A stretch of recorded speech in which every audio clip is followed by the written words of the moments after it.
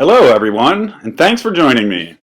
Today I'm going to show you how to make a professional looking double CD case from a single sheet of cardstock. As you will see, the elegance of this design is in its simplicity. You won't need glue or fasteners of any kind. Start with a sheet of paper or cardstock measuring at least 20 3/4 inches by 14 3/4 inches. Ah, isn't that a thing of beauty? Does anything hold as much potential as a blank sheet of paper?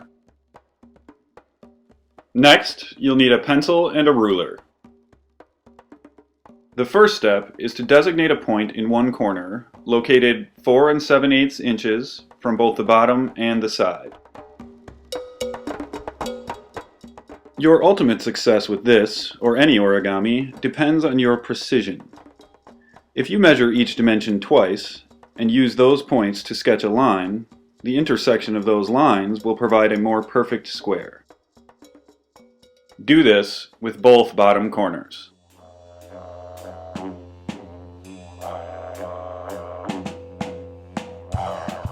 Now we have what we need to follow the design to completion. No more measuring is required. The rest of the process will simply fall into place. Begin folding by bringing in each bottom corner to meet the point you've designated, increasing the diagonal. A bone folder like this one makes for nicer creases, especially working with cardstock, but your ruler, thumbnail, or pencil will serve just as well.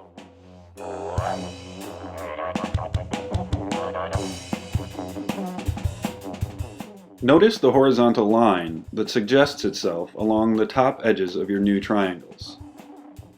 In the next step, we will use this to fold the entire lower third toward the middle. Be gentle and deliberate as you snug the flap down, and it should settle itself into a nice straight crease. The lower corners should make nice sharp points. This is the most difficult fold in the design, so don't worry if it's not perfect. The finished CD case can still look professional, and if you're making a lot of them, you'll quickly get the hang of it.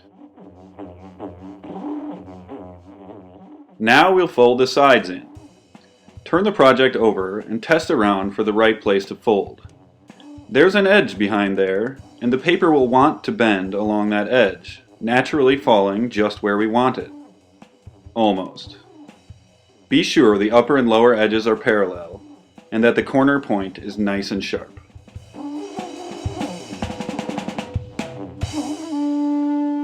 Repeat this on the other side. The next step is to fold the top edge down to meet the bottom. Use the top points of the triangles as a guide, and be sure to leave the top flap just a sliver shorter than the bottom part, as we'll be tucking it inside.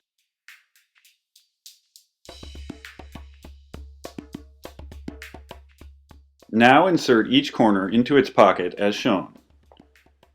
Be careful not to force it or it may tear. Also be sure that the tiny inside corners don't get doubled over as they slide in, so we have as little constriction as possible. You will notice it won't yet lie completely flat. Help it as much as possible, but don't compress it. This is where it gets a little tricky. The goal is to have it come out symmetrical and without any undesirable crust paper flaws along the inside of the spine.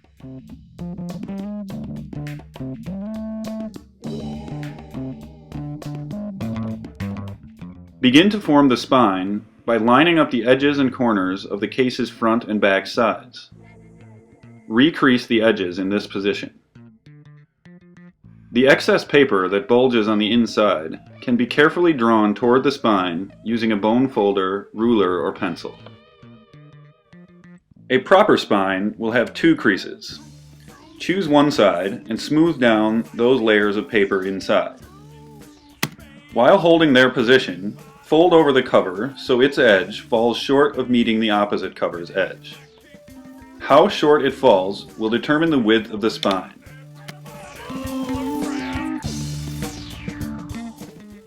Finalize this crease, and only this crease, being careful not to crush the nearby bulge on the inside. Now open the case and smooth the excess paper from the other edge of the spine, gathering it out of the way as much as possible toward the edge you've just made.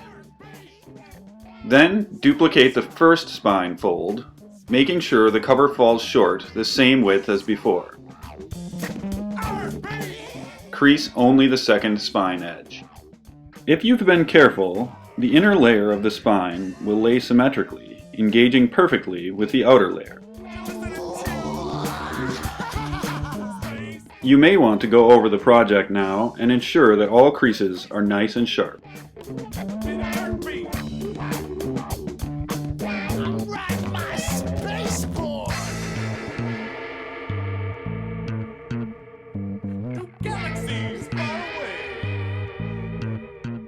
Once you're satisfied with that, you should be holding a professional-looking CD case. Congratulations!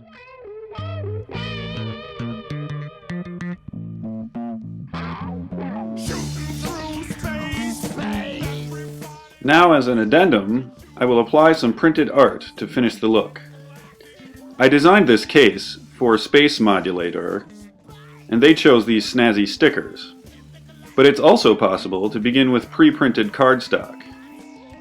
A custom strip 5 inches high on the bottom of the original sheet would provide an uninterrupted color scheme. Using colored cardstock could also improve the look of the case. As you can see, I am using another precision method to apply these stickers. It is accomplished as follows. First, expose only a small edge or corner of the adhesive, folding the waxy backing from this section out of the way. Now align the sticker exactly how you want it. For the moment, prevent the sticky corner from touching. Once it's in position, you can press down the sticky corner, which will now stop the sticker from shifting as you apply it. Remove the rest of the backing and smooth the sticker down.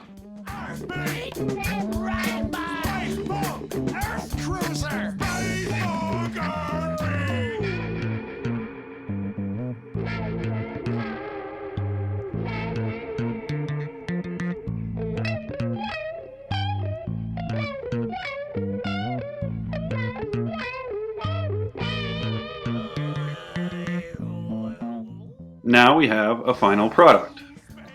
Not only does it look nearly as professional as the cardstock CD cases some musicians use to release music, etc., but it also boasts the beauty of simplicity and at a mere fraction of the cost. I sincerely hope you enjoyed this video, and I hope the CD case can come in handy for you. If so, please don't hesitate to leave a comment. And thanks for watching!